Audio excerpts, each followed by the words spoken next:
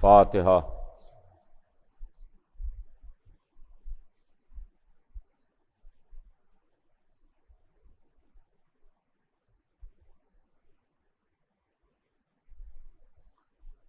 اعوذ باللہ السمیع العلیم من الشیطان اللعین الرجیم، بسم اللہ الرحمن الرحیم، الحمد للہ رب العالمین، والصلاة والسلام علی سیدنا و نبینا و شفیعنا بالقاسم محمد وآلہ الطیبین الطاہرین المعصومین، ولعنۃ اللہ علی اعدائہم اجمعین من یومنا ھذا الی یوم الدین۔ اما بعد، فقد قال اللہ سبحانہ تبارک و تعالی فی کتابہ المبین، وَهُوَ أَصْدَقُ الصَّادِقِينَ۔ بسم اللہ الرحمن الرحیم، انما یرید اللہ لیذھب عنکم الرجس اہل البیت ویطہرکم تطہیرا۔ خداوند عالم قرآن مجید میں ارشاد فرماتا ہے، جو اس کی عظیم کتاب ہے اور صبح قیامت تک باقی رہنے والی کتاب ہے، جس میں کسی بھی قسم کا کوئی شک نہیں ہے، کسی بھی قسم کا کوئی شبہ نہیں ہے۔ اس عظیم کتاب میں ہمارا خالق ارشاد فرماتا ہے کہ یقیناً اللہ نے یہ ارادہ کر لیا اہل بیت کہ آپ سے ہر طرح کے رجس کو دور رکھے، تمام طرح کی برائیوں کو دور رکھے اور آپ کو پاک رکھے اس طرح سے کہ جو پاک رکھنے کا حق ہے۔ عزیزان گرامی، مغل مسجد کی اس تاریخی عشرہ مجالس میں کل میں نے اپنی بات کا آغاز کیا اور اس آیہ مبارکہ کے ذیل میں کل سے اپنی بات شروع کی۔ میرے اس عشرے کا عنوان آپ کی خدمت میں پھر ریپیٹ کر دوں، کل میں عرض کر چکا تھا کہ اس مرتبہ میرے عشرے کا عنوان رہے گا کہ ہم اہل بیت کو کیوں مانتے ہیں، اہل بیت کے ماننے کی وجہ کیا ہے، کون سی وجوہات ہیں جن بنیادوں پر ہم نے اہل بیت کو مانا۔ اس سلسلے میں عزیزان گرامی، کل میں نے آپ کی خدمت میں کچھ عرض کرنے کی کوشش کی تھی اور تھوڑی دیر آپ کی خدمت میں کچھ عرض کیا تھا۔ میں اپنے تمام سننے والوں سے، جو میری آواز سن رہے ہیں یا جو میری مجلس کو سماعت فرما رہے ہیں، میں ان سے مخاطب ہوں اور ان کی خدمت میں یہ عرض کرنا چاہتا ہوں کہ دیکھیے، ہم نے بہت سے زمانے تاریخ میں دیکھے، بہت سے ادوار کا تاریخ میں مطالعہ کیا، اس لیے کہ تاریخ ہم کو بہت کچھ بتاتی ہے اور تاریخ ہم کو بہت کچھ سکھاتی ہے۔ پرانے واقعات ہم کو تاریخ ہی کے ذریعے سے پتہ چلتے ہیں، پرانی باتیں ہم کو تاریخ بتاتی ہے۔ آج کا زمانہ بڑا ایڈوانس زمانہ ہے، آج کا زمانہ بڑا ماڈرن زمانہ ہے، مگر ہر زمانہ اپنے وقت میں ایڈوانس رہا اور ہر زمانہ اپنے دور میں، اپنے زمانے میں بڑا ایڈوانس اور ماڈرن رہا ہے۔ لیکن جب زمانہ گزر جاتا ہے اور انسان اس زمانے کی ترقیوں میں چند قدم اور آگے بڑھ جاتا ہے تو وہ دور جو پیچھے بیت چکا اس کو وہ ماضی کہتا ہے اور اس کو یہ کہتا ہے کہ صاحب وہ زمانہ اتنا ایڈوانس نہیں تھا۔ آج کے دور، آج کا زمانہ زیادہ ایڈوانس ہے اور زیادہ ماڈرن ہے۔ تو میرے عرض کرنے کا مطلب یہ ہے کہ آج ذرائع ابلاغ بہت ہیں، آج کیمرے ہیں، آج سیٹلائٹ ہیں، آج خلا سے ہماری تصویر لی جا سکتی ہے، آج ہماری ہر نقل و حرکت اسی لمحے میں پوری دنیا میں دیکھی جا سکتی ہے جس لمحے میں ہم بول رہے ہیں یا نقل و حرکت کر رہے ہیں۔ اس وقت میں آپ کی خدمت میں آپ سے مخاطب ہوں، تو جہاں جہاں دیکھا جا رہا ہوگا دنیا کے گوشے میں، اسی لمحے میں میری صورت بھی پہنچ رہی ہے اور میری آواز بھی پہنچ رہی ہے۔ لیکن ایسی بات نہیں ہے کہ کل کیمرہ نہیں تھا، کل بھی کیمرہ تھا، مگر جو کیمرہ آج ہے وہ کیمرہ کل نہیں تھا۔ کل مورخ کا قلم لکھنے کا کام کر رہا تھا، وہ ایک ایک واقعہ لکھ رہا تھا، ایک ایک بات لکھ رہا تھا، وہ منظر کشی کر رہا تھا، وہ عکاسی کر رہا تھا۔ تو ہم نے تاریخ میں دیکھا کہ کیسے کیسے دور گزرے، کیسے کیسے زمانے گزرے جب ہم پر مشکلیں آئیں۔ ایسا دور بھی گزرا، ایسے حالات بھی گزرے جب ہم عزاداری نہیں کر سکے، ایسا وقت بھی گزرا جب ہم مجلس و ماتم نہیں کر سکے، ہمیں قید خانوں میں قید کیا جاتا تھا، ہم پر ظلم کیا جاتا تھا، ہمیں ایذا دی جاتی تھی، ہم اپنا عقیدہ چھپاتے تھے، ہم اپنا ایمان چھپاتے تھے۔ اکثر ایسے موقع آئے کہ بھائی نے بھائی سے، عزیز نے عزیز سے، دوست نے دوست سے، باپ نے بیٹے سے، بیٹے نے باپ سے اپنا عقیدہ چھپایا۔ لیکن تاریخ گواہ ہے کہ زمانہ گزرتا رہا، وقت گزرتا رہا، حالات بدلتے رہے۔ حسین ابن علی کا غم نہ کل بنی امیہ اور بنی عباس کے دور میں رک سکا، نہ آج رک سکا۔ چاہے ظالم سلاطین کا دور ہو، چاہے بنی امیہ کا دور ہو، چاہے بنی عباس کا دور ہو، چاہے مغل سلاطین کا دور ہو، چاہے ظالم و جابر بادشاہوں کے دور ہوں، ہر دور میں، ہر زمانے میں، ہر حالات میں حسین ابن علی کا تذکرہ ہوا، حسین ابن علی کا غم منایا گیا۔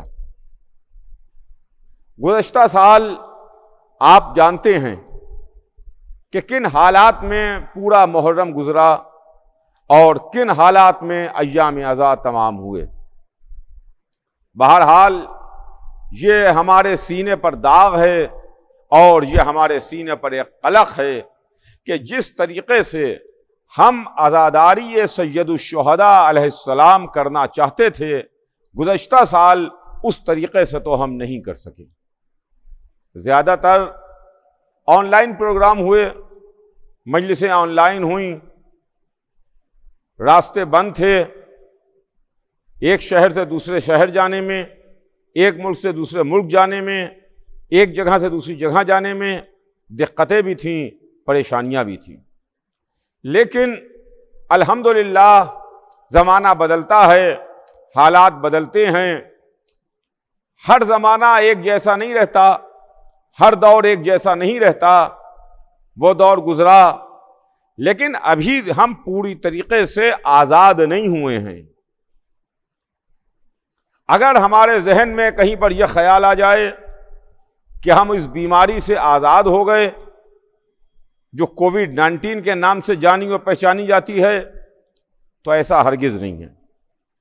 میں اس وقت اس مجلس کے تعلق سے اپنے تمام سننے والوں سے، تمام عزاداران سید الشہداء سے، تمام ان لوگوں سے جو سرکار سید الشہداء امام حسین علیہ السلام سے عقیدت اور محبت رکھتے ہیں، میں تمام سننے والوں سے یہ بات کہنا چاہتا ہوں کہ دیکھیے، یہی ہمارے مراجع کرام کا حکم بھی رہا ہے، یہی ہمارے مراجع کرام نے ہم کو کہا ہے کہ آپ میڈیکل ہدایات پر عمل کیجئے، WHO کی جو گائیڈ لائنز ہیں ان کے اوپر آپ عمل کیجئے، ایسا نہیں ہے۔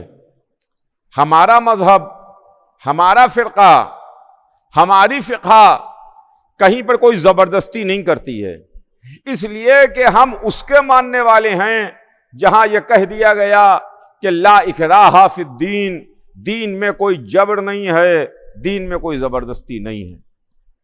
چنانچہ مراجع کرام کے احکام پر عمل کرتے ہوئے سال گزشتہ بھی ہم نے مجلسیں کیں، عزاداری تو کی، مگر زیادہ تر اپنے گھروں میں کی۔ بعد میں ایام عزا کے آخر میں حالات بہتر ہو گئے تھے اور الحمدللہ آخر ایام عزا میں بہت کھل کے ہم نے عزاداری کی۔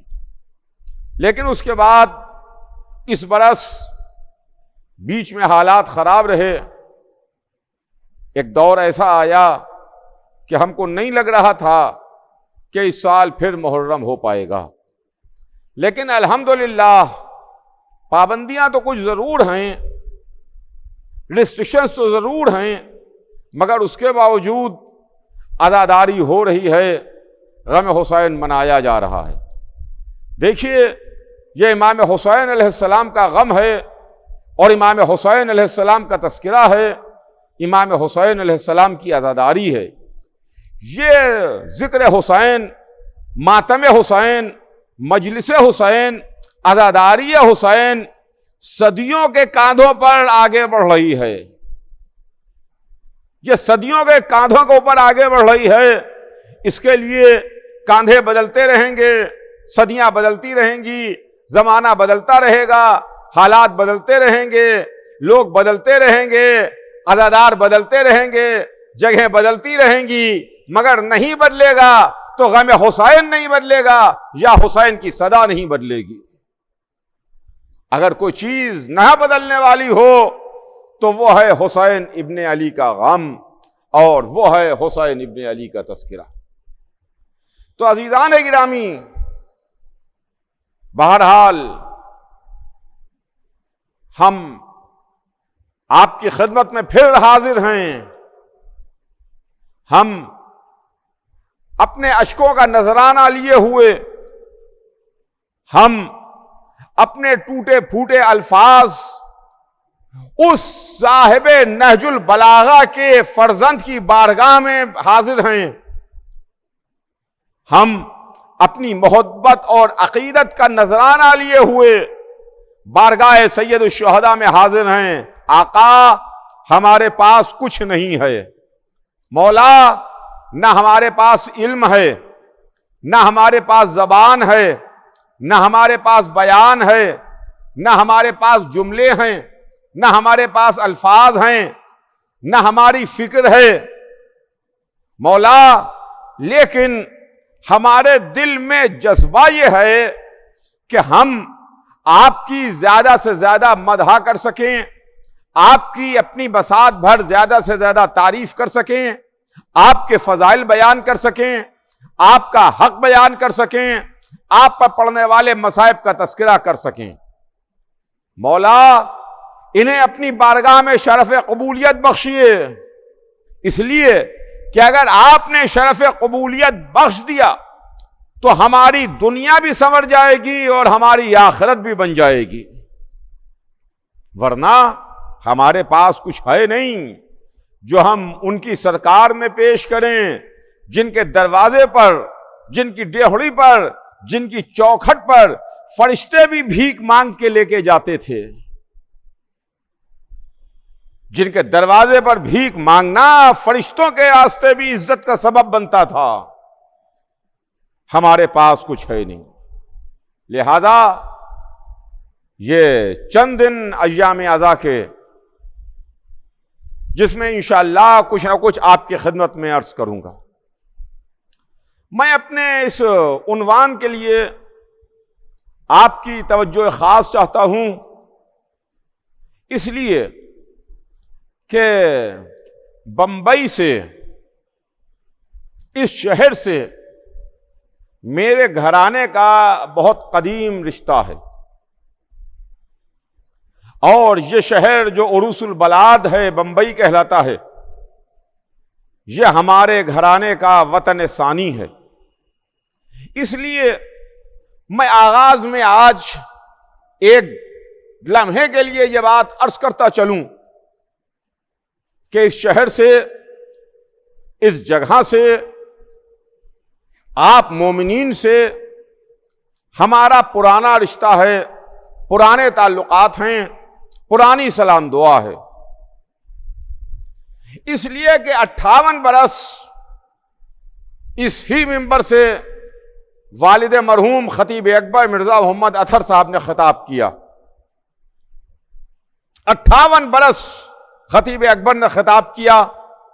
اس کے پہلے میرے جد مرحوم فخر الواعظین مولانا مرزا محمد طاہر صاحب قبلہ خطاب فرماتے تھے اسی بمبئی میں، اس منبر پر نہیں مگر بابر علی کے امام باڑے میں، جو آج زینبیہ امام باڑہ ہے، وہاں خطاب فرماتے تھے۔ اور میرے والد مرحوم کے بعد اس عشر مجالس کو میرے چچا خطیب العرفان مرزا محمد اشفاق صاحب نے خطاب فرمایا۔ اور آج آپ حضرات کی محبت ہی ہے کہ جس دیرینہ محبت کی وجہ سے ہم آپ کی خدمت میں حاضر ہیں۔ تو ہمارے آپ کے لگ بھگ قریب 100 برس پرانے تعلقات ہیں، 1 صدی ہونے کو آ رہی ہے کہ ہمارے اور آپ کے تعلقات ہیں۔ ظاہر ہے کہ وہ لوگ جو 80 برس پہلے، 90 برس پہلے، 70 برس پہلے تھے، اس میں سے آج اکثریت ختم ہو چکی ہے۔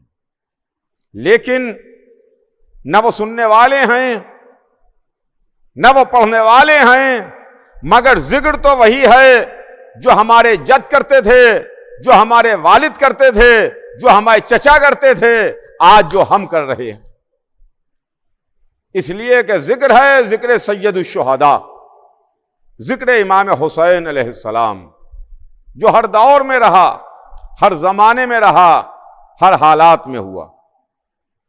تو عزیزان گرامی، ان مجلسوں میں نے چاہا کہ آپ کی خدمت میں عرض کروں کہ ہم اہل بیت کو کیوں مانتے ہیں، ان کے ماننے کی وجہ کیا ہے۔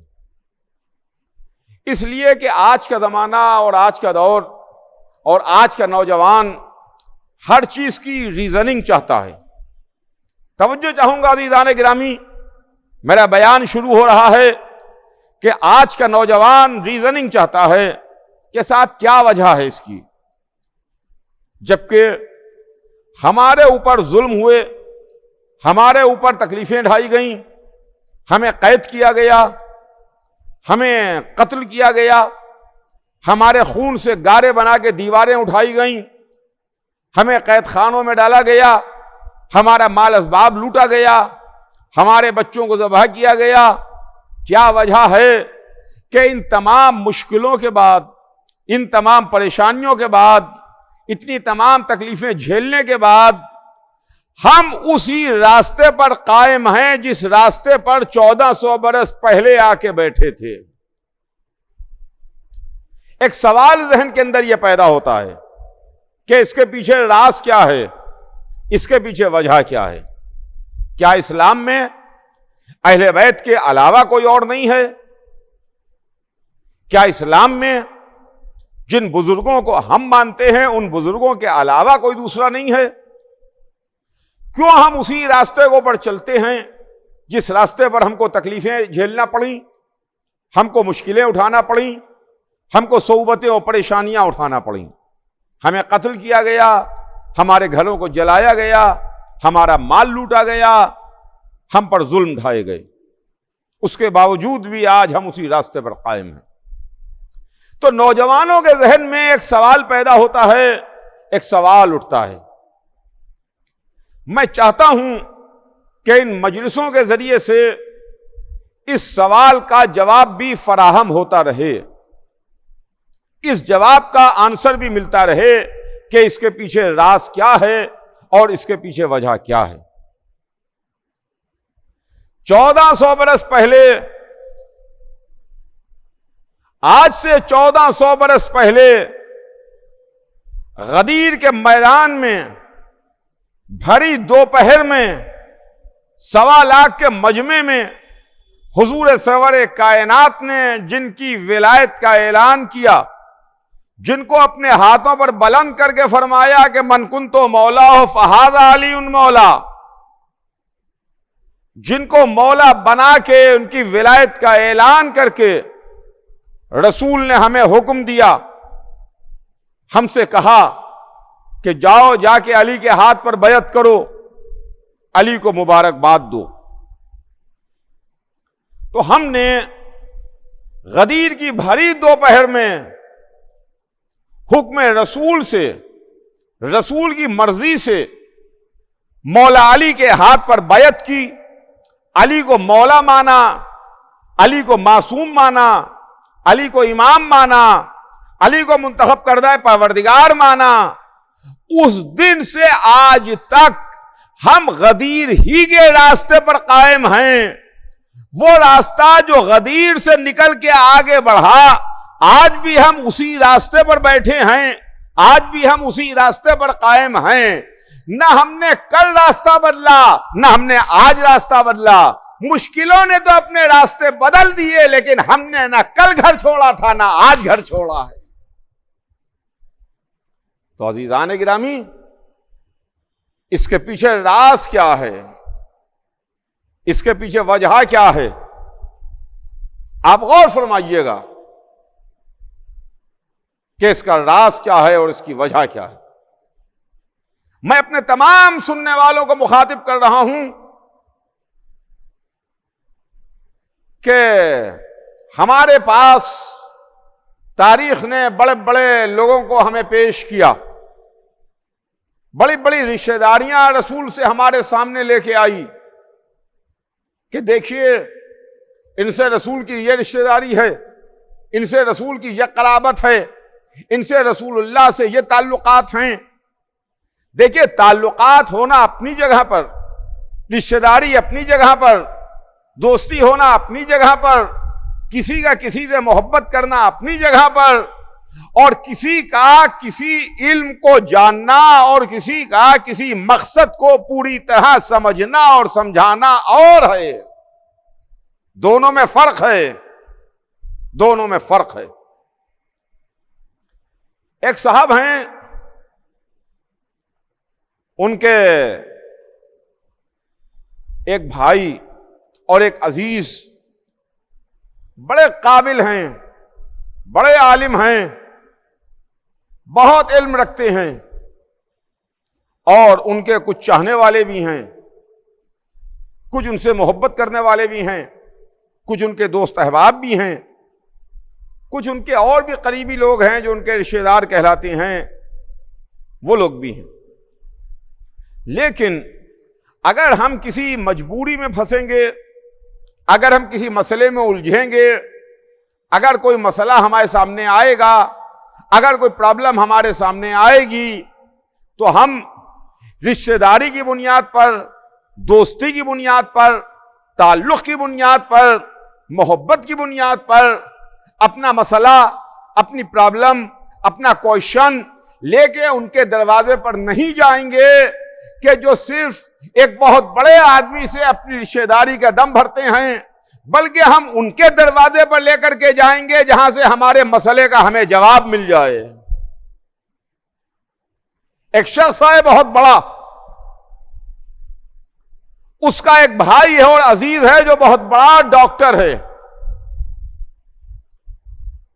اس کے ڈاکٹری کے، اس کے علم کے چرچے ہیں پوری دنیا میں کہ بہت بڑا ڈاکٹر ہے۔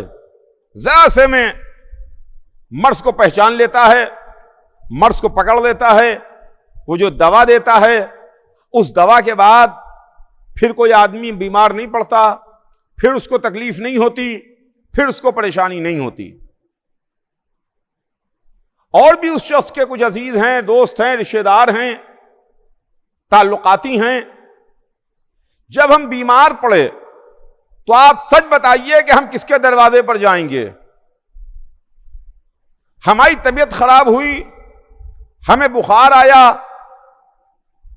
ہمارے سینے میں درد ہوا، ہمیں تکلیف ہوئی، تو ہم ان بہت بڑے آدمی سے رشتہ داری کی بنیاد پر ان کے ان دوستوں کے پاس جائیں گے کہ جو ہماری زندگی کے چراغ کو گل کر دیں، یا اس ڈاکٹر کے دروازے پر جائیں گے کہ جو ہماری بیماری کو دور کر کے ہماری زندگی کے چراغ کو روشن رہنے دے؟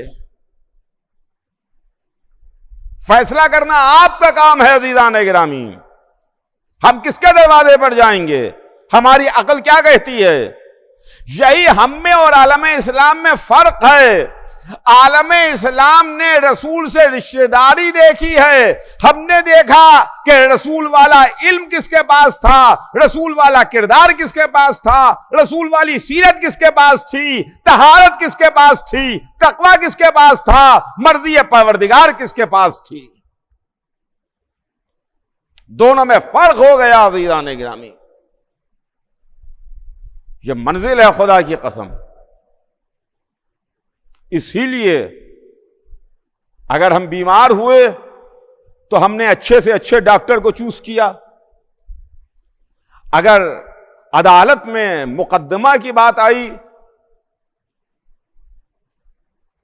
تو ہم نے بڑے سے بڑا اور اچھے سے اچھا وکیل کیا جو ہمارے کیس کو اچھی طریقے سے عدالت میں رکھ سکے، اس پر بحث کر سکے، اس کا تیار کر سکے۔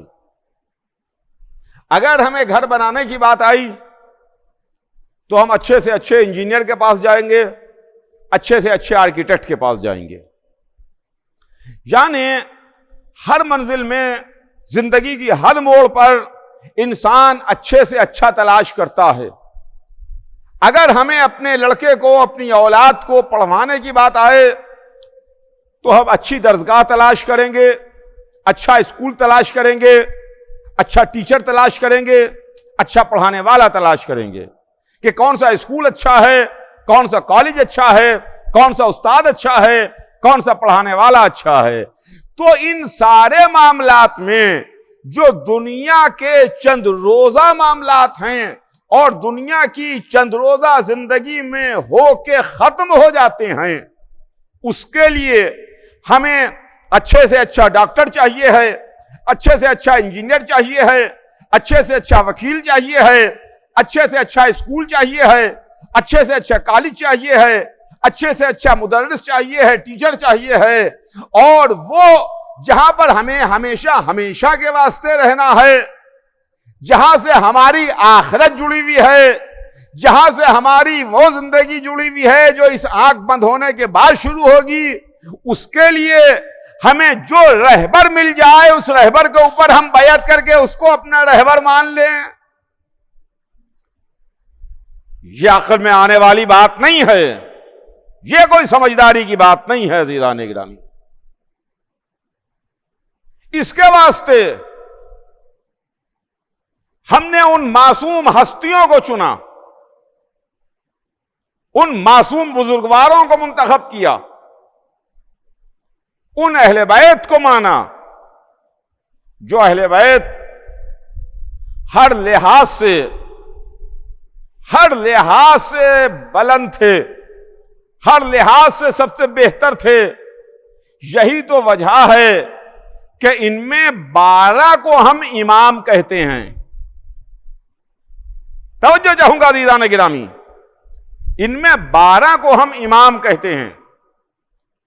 یعنی امام کے معنی رہبر، امام کے معنی لیڈر، امام کے معنی آگے چلنے والا، جو رہبر ہو، جو لیڈر ہو، جو آگے چلنے والا ہو، جو آگے رہے، کائنات پیچھے رہے، وہ امام ہے۔ اسی لیے ہم ان کو وہ امام ہیں، ہم ان کو امام مانتے ہیں۔ امام مانتے ہی نہیں ہیں بلکہ اللہ نے بھی ان کو امام بنا کے بھیجا ہے۔ اللہ نے ان کو امام بنا کے بھیجا۔ جب امام ہیں اور ہر معاملے میں امام ہیں تو ہم نے علم میں دیکھا تو وہ امام نظر آئے، شجاعت میں دیکھا تو امام نظر آئے، تقوی میں دیکھا تو وہ امام نظر آئے، خدمت دین میں دیکھا تو وہ امام نظر آئے، اسلام کے پھیلانے میں دیکھا تو وہ امام نظر آئے۔ مختصر یہ ہے کہ ہم نے جس فضیلت کو جس اینگل سے دیکھا، ہر منزل پر وہ آگے نظر آتے ہیں، کائنات پیچھے نظر آتی ہے، کائنات پیچھے نظر آئی عزیزان گرامی۔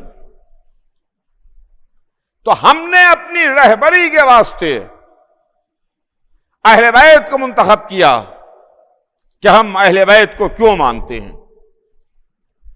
چنانچہ کل کی مجلس میں نے آپ کی خدمت میں بہت مختصر عرض کیا تھا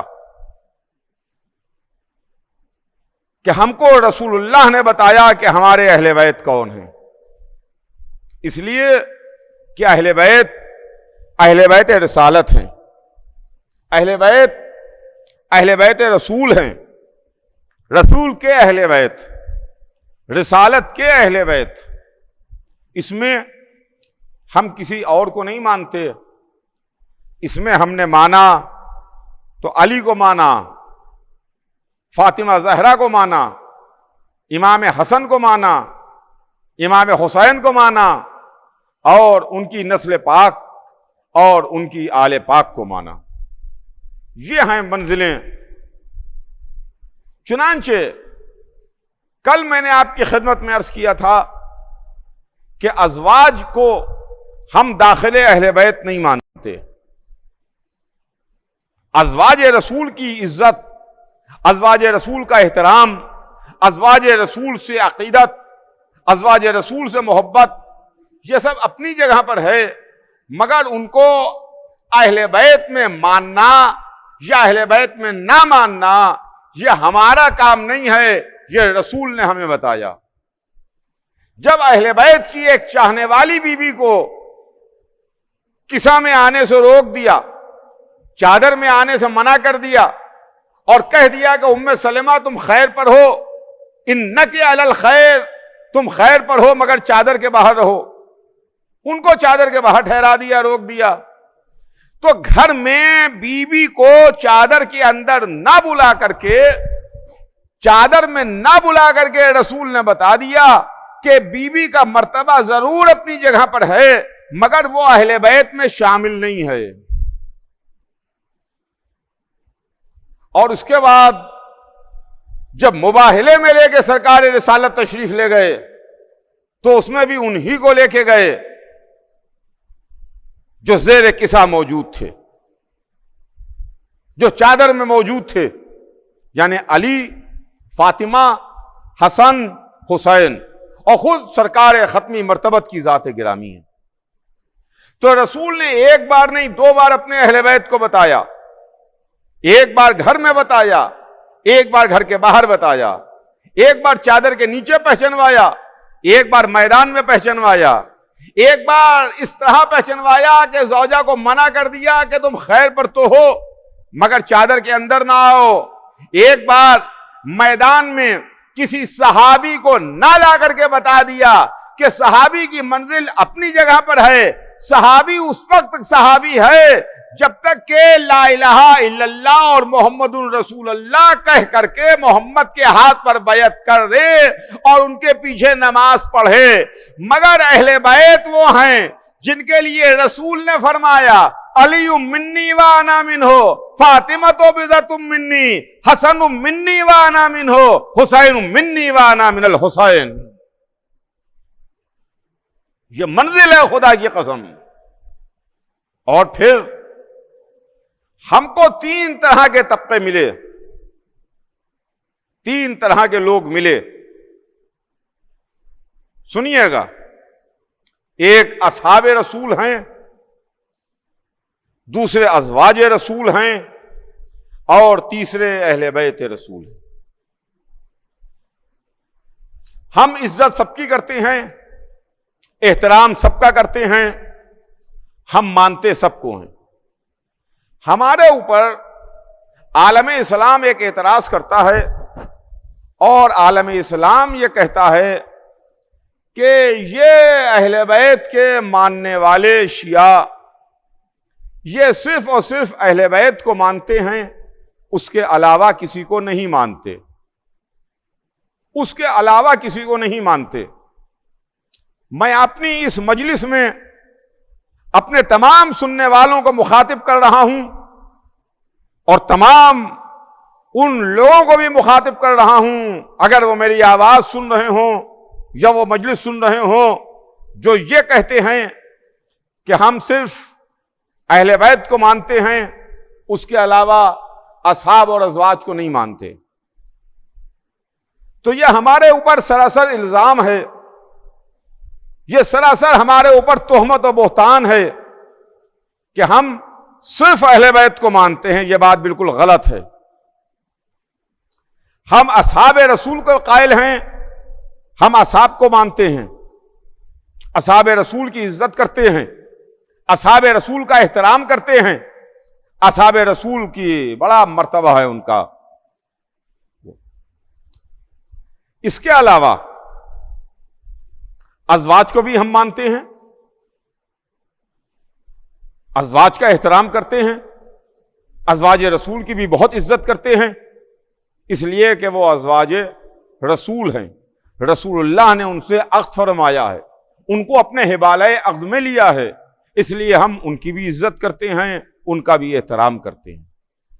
اور ہم اہل بیت کو بھی مانتے ہیں، اہل بیت کی بھی عزت کرتے ہیں، اہل بیت کا بھی احترام کرتے ہیں، اس لیے کہ اہل بیت وہ ہیں جن کو رسول اللہ نے اپنی زبان چسائی ہے، جن کو رسول اللہ نے اپنے دوش پر اٹھایا ہے، جن کو رسول اللہ نے اپنی پشت پر بٹھایا ہے، جن کی مدح میں رسول اللہ نے حدیثیں ارشاد فرمائی ہیں، جن کی ڈیہڑی کے اوپر آ کے رسول اللہ نے سلام کیا ہے، جن کے دروازے پر آ کے رسول اللہ نے اجازت لی ہے۔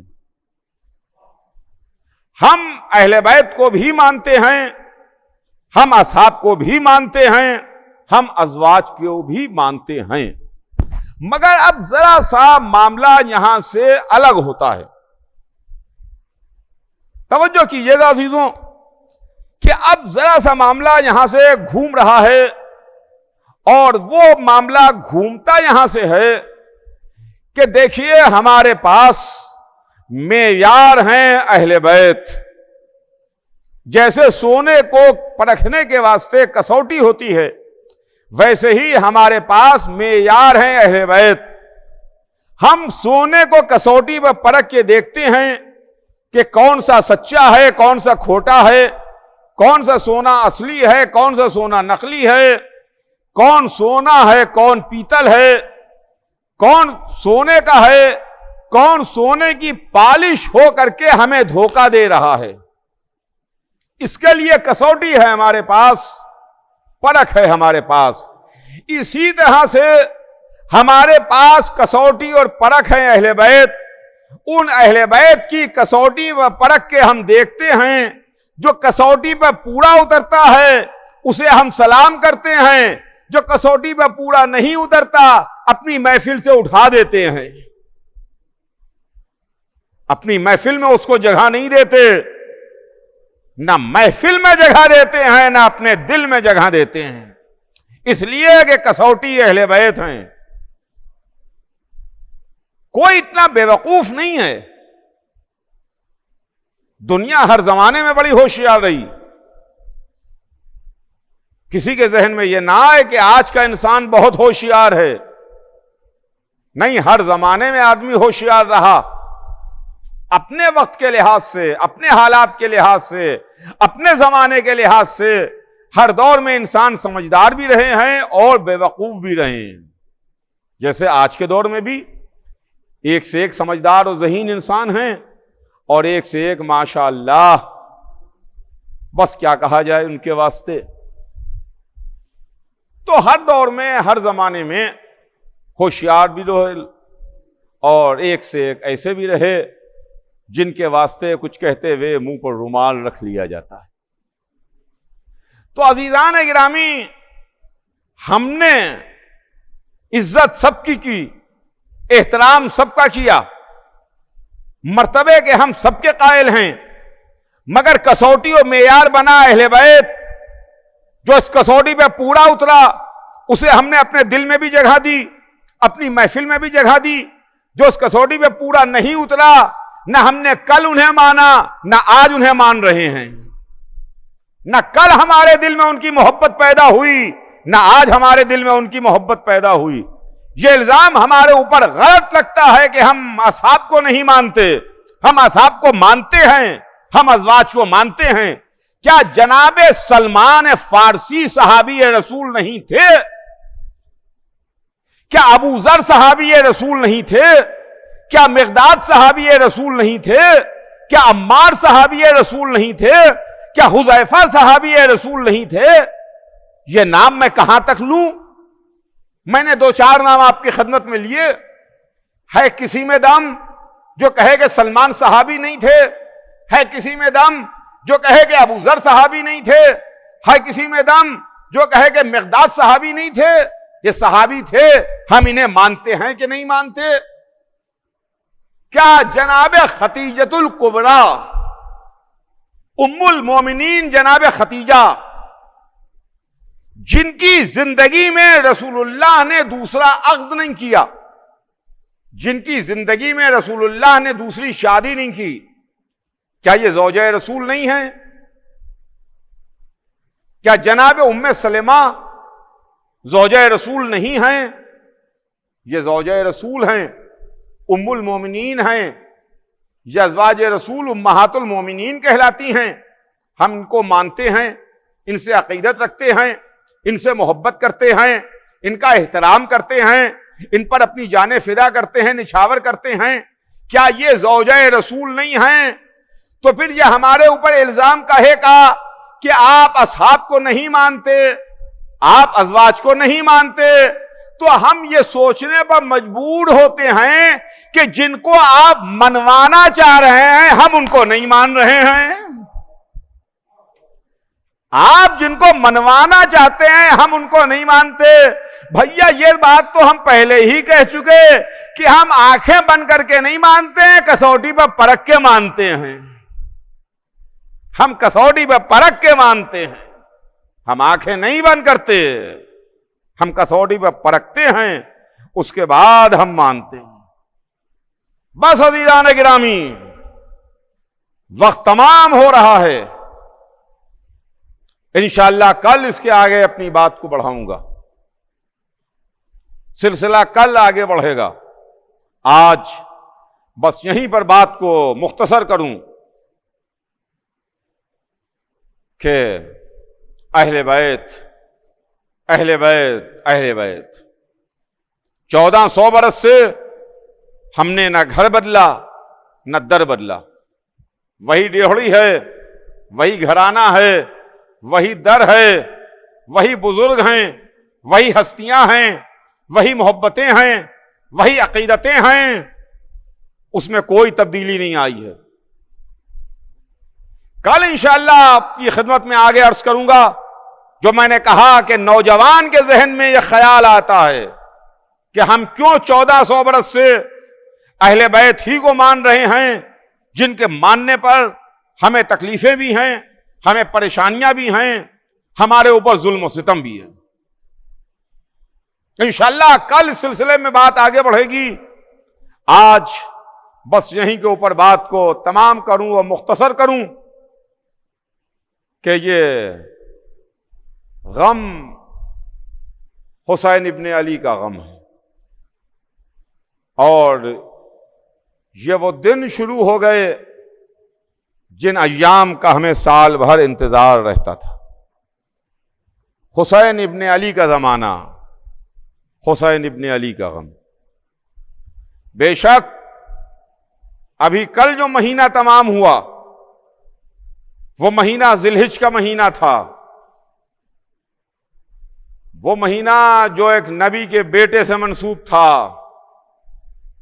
جس میں قربانیاں ابراہیم اور اسماعیل کی ہم یاد مناتے ہیں۔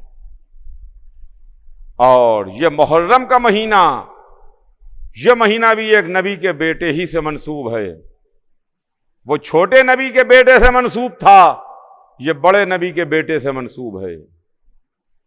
وہ قربانیاں اسماعیل تھی، یہ قربانیاں حسین ابن علی ہے۔ وہ قربانی اسماعیل تھی جہاں عنوان لکھا گیا، جو تمہید بنی، اور یہ قربانی حسین ہے جو اصل موضوع ہے، جو اصل ہے۔ ہاں عزیزوں، حسین کا غم ہے۔ محرم کا چاند فلک پر نمودار ہو چکا۔ کل میں نے عرض کیا تھا کہ 8ویں امام کی خدمت میں دیبل خدائی آئے اور انہوں نے آ کے مرثیہ پڑھا۔ آج محرم کی دوسری رات آ گئی۔ دوسری رات ہم حسین کو استقبال کرتے ہیں کہ آقا تشریف لائیے۔ محرم کی دوسری تاریخ وہ ہے جب زہرا کا لال، محمد کا نواسا، علی و فاطمہ کا بیٹا سرزمین کربلا پر پہنچا۔ عزیزوں، حسین ابن علی کا سفر کربلا میں تمام ہوا۔ 28 رجب سن 60 ہجری کو حسین نے مدینہ چھوڑا۔ جب سوال بیعت اٹھا تھا، حسین یا بیعت کر لو یا سر دے دو، حسین یا بیعت کر لو یا سر دے دو، حسین نے نجس کی، لعین کی، ملعون کی، شرابی کی، فاجر و فاسق کی بیعت کو گوارا نہ کیا۔ حسین نے اپنے نانا کا وطن چھوڑا، اپنے نانا کی قبر کو خدا حافظ کہا، اپنی ماں کی لحد کو الوداع کہا، اپنے بھائی کے مزار پر جا کے سلام کیا، اور حسین خانہ کعبہ آ گئے، مکے آ گئے، اس لیے کہ مکہ امن کی جگہ تھی۔ لیکن جب محافظ حرم نے دیکھا کہ حاجی تو آئے ہیں مگر لباس احرام میں خنجر چھپے ہوئے ہیں، میرے قتل کے ارادے سے آئے ہیں، حاجیوں کی بھیڑ میں چاہتے ہیں کہ مجھے قتل کر کے کھو جائیں، تو حسین نے حج کو عمرے سے بدل لیا اور یہ کہتے ہوئے مکہ چھوڑ دیا کہ مجھے موت سے ڈر نہیں لگتا، میں موت سے خائف نہیں ہوں، مجھے تقدس کعبہ کا خیال ہے، حرمت حرم کا خیال ہے، ایک بارش باہر نکل کے مجھے قتل کر دیا جائے مگر مجھے یہ گوارا نہیں ہے کہ حدود حرم سے ایک بارش اندر میں قتل کیا جاؤں۔ اتنا کہتے کہتے حسین نے حج کو عمرے سے بدل لیا، حسین نے مکہ چھوڑا۔ اب حسین نے جو رخ کیا تو سرزمین عراق کا رخ کیا، اس لیے کہ یہی وہ جگہ تھی جس جگہ کا روز ازل وعدہ کیا گیا تھا، یہی وہ زمین تھی جس کا وعدہ ہوا تھا، یہی وہ جگہ تھی جہاں کی مٹی رسول اللہ نے جناب ام سلمہ کے حوالے کی تھی، یہی وہ مٹی تھی، یہی وہ جگہ تھی جہاں کی مٹی حسین نے اپنی نانی کو یہ کہہ کے دے دی تھی، نانی اس خاک کو بھی اسی خاک میں ملا لیجئے جو میرے نانا آپ کے حوالے کر کے گئے ہیں۔ حسین کا قافلہ مکے سے نکل کے کربلا کی جانب جا رہا تھا، عراق کی جانب پہنچ رہا تھا کہ راستے میں ایک رسالہ ملا۔ ساقی کوثر کے بیٹے نے اس پیاسے لشکر کو سیراب کیا، جو لشکر کا سردار پیاس کی شدت سے اس کی حالت غیر تھی، اس کے سامنے مشک لائی گئی، بوکھلاہٹ میں، گھبراہٹ میں، پیاس کی شدت میں اس نے اس طریقے سے مشک کھولی کہ پورا مشک کا پانی بہہ گیا اور وہ پانی نہ پی سکا۔ ادھر آقا حسین تشریف فرما تھے، دوسری مشک لائی گئی، دوسری مشک کو بھی بوکھلاہٹ اور گھبراہٹ کے عالم میں اس نے اس کا پانی بہا دیا اور وہ پانی نہ پی سکا۔ ساقی کوثر کا بیٹا یہ منظر دیکھ رہا تھا۔ حسین اپنی جگہ سے خود کھڑے ہوئے، مشک کو اٹھایا، تسمہ کھولا، اپنے ہاتھ سے اس پیاسے کو پانی پلایا، اپنے ہاتھ سے اس لشکر کے سردار کو پانی پلایا۔ میں کہوں گا لشکر والوں، اے لشکر کے سردار، اے قافلے والوں، محمد کے نواسے کا یہ احسان یاد رکھنا، جب کربلا میں عصر عاشور یہی حسین اپنے 6 مہینے کے بچے کو ہاتھوں پر لیے ہوئے پانی مانگ رہا ہو تو ایک مشک پانی نہیں چند قطرے پانی علی اصغر کے دہن میں ٹپکا دینا۔ ہاں عزیزان گرامی، حسین چلے اور یہاں تک کہ چلتے چلتے رہوار ایک زمین پر آ کے ٹھہرا۔ محمد کے نواسے نے دوسرا رہوار بدلا، اس نے بھی ایک قدم آگے نہ بڑھایا۔ حسین نے تیسرا رہوار بدلا، اس نے بھی قدم آگے نہ بڑھایا۔ راکب دوش رسول نے چوتھا رہوار بدلا، اس نے بھی قدم آگے نہ بڑھایا۔ پے در پے حسین نے 7 رہوار بدلے، مگر کسی نے قدم آگے نہ بڑھایا۔ تو ایک مرتبہ حسین نے اس علاقے کے لوگوں کو بلایا، قبیلے والوں کو بلایا اور بلا کے سوال کیا کہ اس جگہ کا نام کیا ہے، اس علاقے کو کہتے کیا ہیں؟ کسی کے ذہن میں یہ خیال نہ پیدا ہو کہ حسین کو معاذ اللہ معلوم نہیں تھا۔ حسین سب جانتے تھے، علم غیب سے، علم امامت سے حسین سب کچھ جانتے تھے۔ حسین اس کے بیٹے ہیں جو میدان میں تلوار چلاتے ہوئے نسلوں میں دیکھ لیتا ہے۔ کیا حسین کو معلوم نہیں تھا؟ حسین جانتے نہیں تھے؟ حسین چاہتے تھے کہ رقم تاریخ رقم ہو جائے، آواز ریکارڈ ہو جائے، یہ چیز لکھ لی جائے، مورخ اپنے قلم سے لکھ دے کہ حسین نے گھوڑے بدلے، حسین نے علاقے کا نام پوچھا، تاکہ کل کا مورخ یہ نہ کہے کہ کربلا ایک حادثاتی واقعہ تھا۔ کربلا ایک حادثاتی واقعہ تھا، کوئی یہ نہ کہہ دے۔ حسین نے نام پوچھے، کسی نے آگے بڑھ کے کہا فرزند رسول، اسے غازریہ کہتے ہیں۔ کسی نے آگے بڑھ کے کہا فرزند رسول، اسے نینوا کہتے ہیں۔ حسین پوچھ رہے تھے کیا اس علاقے کا اور کوئی نام ہے؟ کسی نے آگے بڑھ کے کہا آقا اسے شط فرات کہتے ہیں۔ حسین نے سوال کیا کیا اس کا کوئی اور نام بھی ہے؟ تو کسی نے آگے بڑھ کے کہا آقا اسے کرب و بلا بھی کہتے ہیں، آقا اسے کرب و بلا بھی کہتے ہیں۔ جیسے ہی کربلا کا نام سنا حسین نے آواز دی بھیا عباس، اے میرے لال علی اکبر، وہ جگہ آ گئی جہاں کا وعدہ ہوا تھا، خیمے نصب کیے جائیں، سواریوں کو بیٹھایا جائے۔ لیجئے خیمے نصب کیے گئے، سواریاں بیٹھائی گئیں، بیویاں سواریوں سے اتر کے خیموں میں تشریف لے گئیں۔ میں کہوں گا کربلا کی زمین تمہیں مبارک ہو۔ ایک کربلا کی زمین آج وہ آ گیا جو صبح قیامت تک کے واسطے تمہیں تمام زمینوں سے افضل کر دے گا، تمہیں تمام زمینوں سے ممتاز کر دے گا۔ کربلا کی زمین آج اس نے تمہارے سینے پر قدم رکھا ہے، جس کو محمد نے کلیجے سے لگایا، جو پشت محمد پر سوار ہوا۔ لیکن کربلا کی زمین خیال رکھنا، جب 10 محرم کو اس کو ذبح کیا جائے گا، اس کے چھوٹے چھوٹے بچے قتل کیے جائیں گے، اس کا 6 مہینے کا ننھا مجاہد تجھ میں دفن کیا جائے گا۔ تو کربلا کی زمین خیال رکھنا، ان کو چین سے سونے دینا۔ تاریخ میں ہے کہ کربلا کی زمین کو زلزلہ محشر کی خبر نہ ہوگی۔ ہاں زلزلہ محشر کی اس واسطے خبر نہ ہوگی کہ زلزلہ محشر ایک بار آئے گا، 2 بار نہیں آئے گا۔